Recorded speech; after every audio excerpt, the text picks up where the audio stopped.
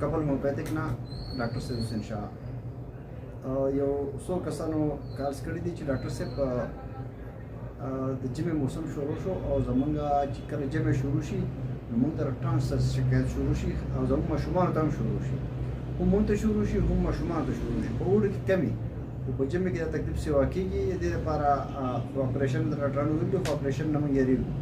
نو که فرض که تاسو د دې لپاره موږ په هومیوپیتیک ټریټمنټ وښایئ نو ډېره به ښه نو بچو ښه خبره خو دا ده چې تاسو یو ښه قابل هومیوپیتیک ډاکټر په خپل علاقه کې وګورئ، هغه ورشئ، هغه څه ټرانسفر وګورئ، د هغې په حساب باندې تاسو میډیسن درکړي ماشومانو له د هغو په حساب باندې، لویو له د هغو په حساب خو ډېره ښه. که فرض که تاسو بیا هم وایئ نو بیا به داسې کار وکړئ چې هومیوپیتیک یو دوه درې میډیسن به زه وښیم، دا ورسره شروع کړئ. پای کې به چې کوم دی یو به دغه راوالی د پټولیکا بیل ورته وکړي یو طاقت کې ډراپس دا به راوالی که نه. د دې نه علاوه به هیپرسل په 30 طاقت کې یو ډراپس دی هومیوپیتیک دا به ورسره راوالی، او پایروجین یو ډراپ دی دا به ورسره راوالی په 30 طاقت کې. دا به استعمالوئ. خو تاسو چې کله دا راوالی او د کم مریض دپاره راغلی بیا ماته کال کوئ. زه په هغې کالز په رڼا کې تاسو ته بیا د هغې مریض د عمر او د هغه د ایج مطابق تاسو ته د دواونو طریقه استعمال بیا ښیم. صحیح ده؟ دواګانو کې مې یاد ساتئ. جزاک الله خیر.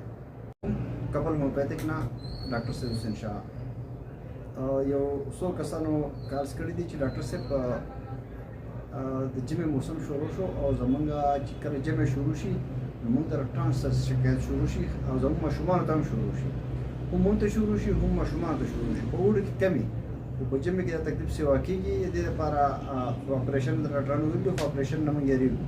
نو که فرض که تاسو د دې لپاره موږ په هومیوپیتیک ټریټمنټ وښایئ نو ډېره به ښه نو بچو ښه خبره خو دا ده چې تاسو یو ښه قابل هومیوپیتیک ډاکټر په خپل علاقه کې وګورئ، هغه ورشئ، هغه څه ټرانسفر وګورئ، د هغې په حساب باندې تاسو میډیسن درکړي ماشومانو له د هغو په حساب باندې، لویو له د هغو په حساب خو ډېره ښه. که فرض که تاسو بیا هم وایئ نو بیا به داسې کار وکړئ چې هومیوپیتیک یو دوه درې میډیسن به زه وښیم، دا ورسره شروع کړئ. پای کې به چې کوم دی یو به دغه راوالی د پټولیکا بیل ورته وکړي یو طاقت کې ډراپس دا به راوالی که نه. د دې نه علاوه به هیپرسل په 30 طاقت کې یو ډراپس دی هومیوپیتیک دا به ورسره راوالی، او پایروجین یو ډراپ دی دا به ورسره راوالی په 30 طاقت کې. دا به استعمالوئ. خو تاسو چې کله دا راوالی او د کم مریض دپاره راغلی بیا ماته کال کوئ. زه په هغې کالز په رڼا کې تاسو ته بیا د هغې مریض د عمر او د هغه د ایج مطابق تاسو ته د دواونو طریقه استعمال بیا ښیم. صحیح ده؟ دواګانو کې مې یاد ساتئ. جزاک الله خیر.